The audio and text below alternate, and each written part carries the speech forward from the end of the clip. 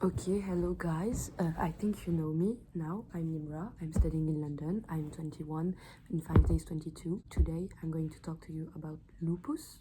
LuPuS.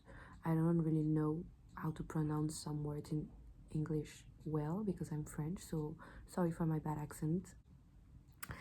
So lupus, systemic lupus erythematosus, SLE, is going to be better for the rest of the video, is a chronic systemic autoimmune condition characterized by auto-antibody formation, wide-ranging clinical symptoms, which I'm going to talk about in a second, and immunological abnormalities. Oh, my English. Let's focus on what needs my focus. Okay, so it's incurable, like many diseases like Parkinson's, and mortality, 1 in 7 patients have a 15-year mortality rate. And the clinical phenotypes: 1, mucocutaneous, so rash, oral ulcers, alopecia, which means I think it's when you lose your hair. Let me check. Yeah, loss of your hair. And the poil, I don't know how to say it's hair too, no. Immune phenotype, so auto antibodies like ANA, anti-DS-DNA, anti-SM or lupus nephritis. Systemic effect like fatigue, fever, weight loss, and organs involvement like kidney, heart, lungs, hematological, so blood, anemia, leukopenia. Leukopenia means the lack of leukocytes, like not the lack, but an undercount of leukocytes, which are immune cells for our defense in the blood, or neuropsychiatric, as you understood, this disease that affect our immune system. So the our immunology in it is going to play a big role, and immune complex are formed by autoantibodies. It means that basically our body attacks himself. Like that's kind of a resume of the condition. So there is a lot of immunity. There is the innate immunity. It's the first one that occurs when you cut yourself or you just have a small injury, and it involves cytokine, I don't know how to say it in English, and chemokines, dendritic cells, monocytes, type 1 interferons, EFN alpha. EFN alpha promotes auto-antibody production and chronic inflammation, so we want to inhibit this, and elevated levels of cytokine such as interleukin 6, interleukin 10, and TNF alpha. There is also the adaptive immunity. It's where B cells and T cells play a role, leukocyte, etc. And there is a third way of immunity through the complement activation, and this is triggered, like the complement pathway has 3 paths to follow, and it depends on who activates it. I don't have the slide to talk about this, but it's really important for me to understand this, I think, because I knew it in French last year and I forgot, so I really have to memorize it again because it's a very important pathway. So the general treatment strategies, I don't know if I talked enough about the disease, but let's just follow the order. So non-pharmacological treatment: sun protection, exercise, smoking cessation, balanced diet, vaccination, blood pressure, lipid, glucose control. So basically you control every factor of your life you can control. Pharmacological treatment: first line, hydroxychloroquine, HCQ, for all patients unless contraindicated. And the mechanism is unknown. We suspect that it stabilizes the lysosomal pH, but we're not sure. And it reduces flares, and it improves survival and benefits for the pregnancy outcomes. So if you want to treat the disease at a mild disease state, you also prescribe topical glucocorticoids and calcineurin inhibitors. If the disease is in a moderate state, you provide hydroxychloroquine and glucocorticoids for short term, and the steroids level needs to be less than 5 mg per day. And if the disease state is severe, you also can consider the immunosuppressants or biologics, but it's kind of the last step that we want to take for the patient. And when I say immunosuppressant, I talk about methotrexate, azathioprine, mycophenolate. I have to memorize all this meds name. Methotrexate, azathioprine, and mycophenolate, azathioprine, methotrexate. I know methotrexate because it's also used in I don't remember if it's arthritis or porosis or rheumatic. I will do another video for it if I have time. And biologics, it's all the meds that I know at my level that's finished with MAB, so rituximab and belimumab. Treatment of active skin disease should include topical agents, glucocorticoids, calcineurin inhibitors. Hydroxychloroquine is actually an anti-malarial, like to fight against malaria in Africa. There's a lot of countries where malaria is common, even if we want to eradicate this disease. And systemic glucocorticoids as needed. Second line is methotrexate, mycophenolate, anifrolumab, and belimumab, so biologics and immunosuppressants.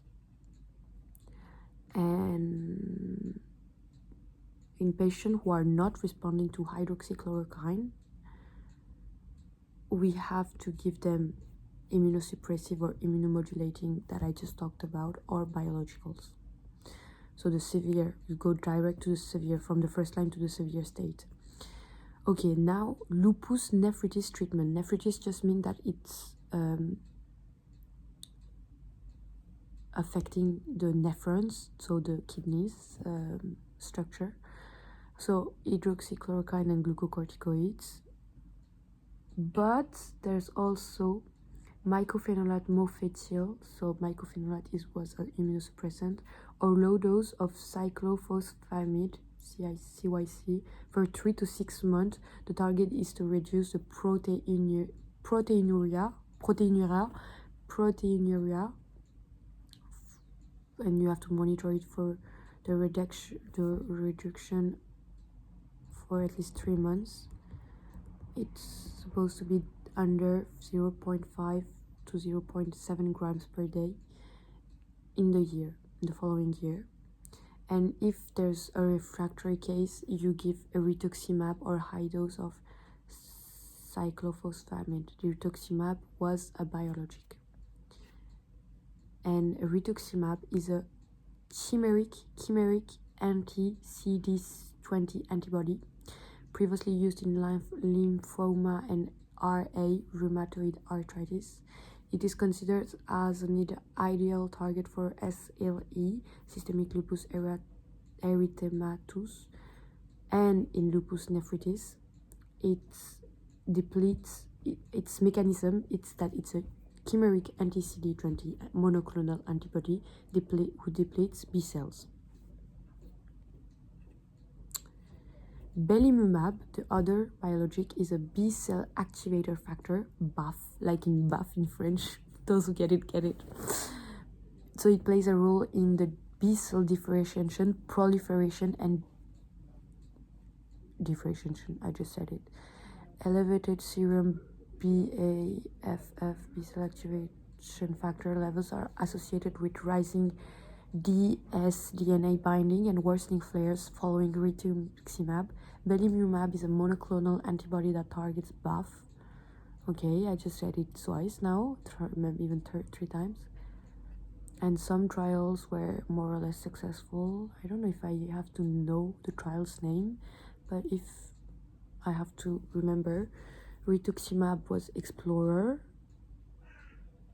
for non-renal lupus and Lunar for lupus nephritis, the name of the clinical trial failures, and the trial for belimumab was embraced and it showed that there was no significant improvement on black patients. And Explorer, and there was no significant benefit over placebo due to high steroid use in control groups. Another biologic, it's like rituximab, obinutuzumab, next gen anti-CD20, similar, yeah, that's what I say. Next generation B-cell depletion agent induces superior B-cell depletion. The advantage is that it's fully humanized, so better B-cell depletion versus rituximab.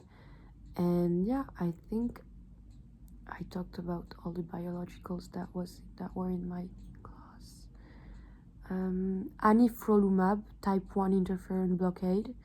It's also a fully humanized monoclonal antibody that binds subunit 1 of type 1 interferon. It achieves a superior BILCA response and lower time to first flare in comparison to placebos. It binds IFNAR1, inhibiting interferon alpha signaling, you know, the target that we wanted to inhibit at first. And the trial data linked is tulip, like the flower tulip, and it showed that a response that was higher to the placebo at 52 weeks, so for 1 year. It reduced flares, increased herpes zoster risk, so you have to be careful.